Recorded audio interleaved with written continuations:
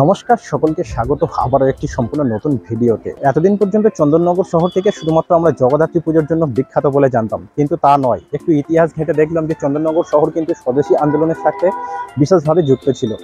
তো চলো, আজ আমি চলে এসেছি চন্দননগর কলেজে যাওয়ার জন্য, কেননা সেই স্বদেশী আন্দোলনের সাথে যুক্ত বিপ্লবীদের বিভিন্ন রকম জিনিসপত্র এই চন্দননগর কলেজে সাজিয়ে রাখা হয়েছে এবং কলেজটিকে একটা মিউজিয়ামে রূপান্তর করা হয়েছে। আজকের এই চন্দননগর কলেজের মিউজিয়াম সম্পর্কে তোমাদেরকে যাবতীয় সমস্ত রকম তথ্য দেব। তো হাওড়া থেকে ট্রেন ধরেছিলাম এবং চলে এসেছি চন্দননগর স্টেশনে। এইবারে এখান থেকে এখন আমি আপাতত 1 নম্বর প্ল্যাটফর্মের পিছনে যাব, যেখানে অটো স্ট্যান্ড রয়েছে ওইখানে, এবং ওখান থেকে অটো কিংবা যে কোনো গাড়ি ধরে চলে যাব চন্দননগর কলেজে। তো 1 নম্বর প্ল্যাটফর্মের পিছনের দিকে যখন আসছিলাম তখন রাস্তাতে একটা টোটো পেয়ে গিয়েছি। আপাতত এখন টোটোতে বসে রয়েছি। জিজ্ঞাসা করলাম যে কলেজ যাবে, তো বলছে যে হ্যাঁ যাবো। তো দেখা যাক এখান থেকে কতক্ষণ সময় লাগে। স্টেশন থেকে কলেজের গেটের সামনে আসতে টোটোতে সময় লেগে যাবে প্রায় 10 থেকে 12 মিনিটের কাছাকাছি।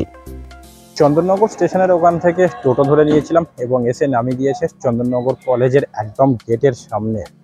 তো চন্দননগর স্টেশন থেকে এই কলেজ পর্যন্ত আসতে টোটো ভাড়া নেয় মাথা পিছু 15 টাকা, বাট আমি একা এসেছি, ওই জন্য আমাকে 20 টাকা দিতে হয়েছে।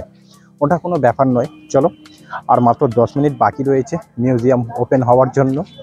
তো দেখা যাক, 10 মিনিট একটু বাইরে অপেক্ষা করি।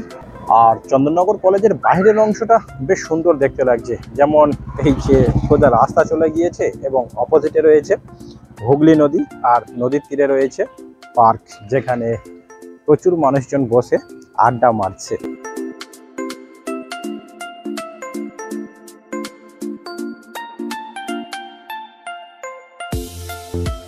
এই হলো প্রবেশদ্বার, এবং এখান থেকে প্রবেশ করার পরেই বাম দিকে তোমরা দেখতে পাবে যে এখানেই কিন্তু টিকিট কাউন্টারটা থাকবে।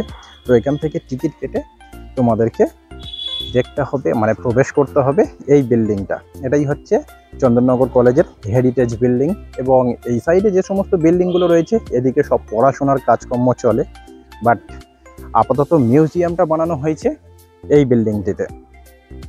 তো চলো এখন ভিতরে যাই।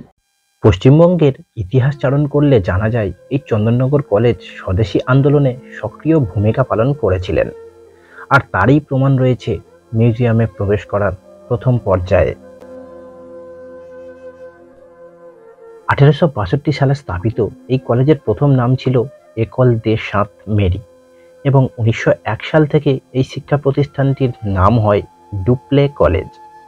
পরবর্তী সময়ে 1948 সালে নাম পরিবর্তন করে রাখা হয় চন্দননগর কলেজ। চন্দননগর কলেজ শুরু থেকেই একটি ব্যতিক্রম প্রতিষ্ঠান ছিল, কারণ একদা কলেজের সহ অধ্যক্ষ চারুচন্দ্র রায়ের নেতৃত্বে কলেজ সহ চন্দননগর শহর বিপ্লবী কর্মকাণ্ডের আখড়ায় পরিণত হয়েছিল।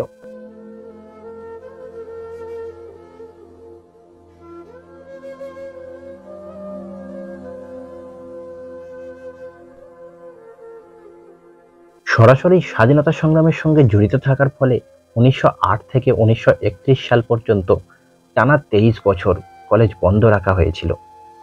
চারুচন্দ্র রায়ের বিখ্যাত শিষ্যদের মধ্যে ছিলেন 1908 সালে ফাঁসির সাজাপ্রাপ্ত তরুণ বিপ্লবী কানাইলাল দত্ত।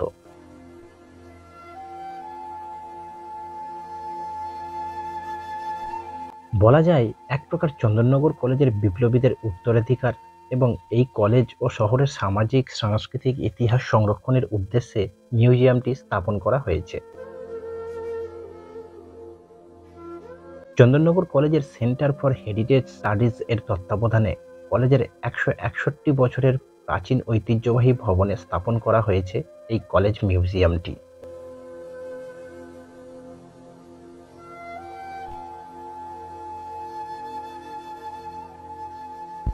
গত বছর অর্থাৎ 2023 সালের 6ই অক্টোবর এই মিউজিয়ামটির আনুষ্ঠানিক উদ্বোধন হলেও জনসাধারণের জন্য খুলে দেওয়া হয় 2024 সালের 21শে জানুয়ারি থেকে, এবং টিকিট মূল্য করা হয় মাথাপিছু 5 টাকা করে।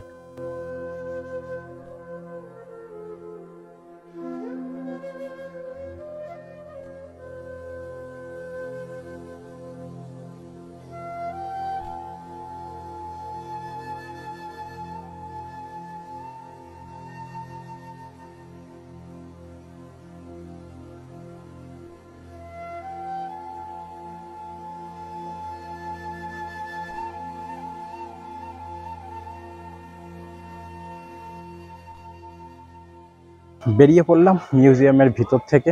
এইবারে বাড়ি চলে যাওয়ার পালা। তবে যাওয়ার আগে শুধু একটাই কথা বলবো যে যদি পারো তো একবার এই চন্দননগর কলেজ মিউজিয়ামে এসে ঘুরে যাও। সত্যি বলছি, অসাধারণ কাজ এখানে করা রয়েছে। মানে যে সমস্ত বৈপ্লবিক থিমগুলো এখানে বানানো হয়েছে, সত্যি বলতে যখন তুমি ভিতরে প্রবেশ করবে না, শুধু মনে হবে যে না, দারুণ একটা জায়গাতে চলে এসেছি। মানে কি বলবো, আমার যদি কেউ বলে থাকে যে নাম্বারিং করার জন্য, আমি তো 10-এ 10 দেবো। কেননা এর আগে যখন আমি ভিক্টোরিয়া মেমোরিয়ালের ভিতরে যে মিউজিয়াম রয়েছে ওটা দেখেছি, ওর থেকেও কিন্তু আমার এটা বেটার লেগেছে। ভিক্টোরিয়া মেমোরিয়ালের ওখানে যে মিউজিয়ামটা করা হয়েছে ওখানকার থেকে এখানকার মিউজিয়ামটা তুলনামূলকভাবে ছোট, কিন্তু মারাত্মক। সকলের কাছে রিকোয়েস্ট রইল যে এসো, দেখো, ভালো লাগবেই লাগবে, গ্যারান্টি আমার। প্রথমে এসে ভাবছিলাম যে হয়তো ভিতরে বেশি কিছু নেই, কিন্তু বাট সত্যি বলছি, ভিতরে ঢুকলে জাস্ট জায়গাটা থেকে বের হতে ইচ্ছা করবে না। এই রকম জিনিস রয়েছে। সাথে রয়েছে তৎকালীন বৈপ্লবিক আন্দোলনের সমস্ত ইতিহাস। তো চলো, আজকের ভিডিও এখানেই শেষ করছি। দেখা হচ্ছে পরবর্তী ভিডিওতে। সবাই ভালো থেকো, সুস্থ থেকো, টাটা।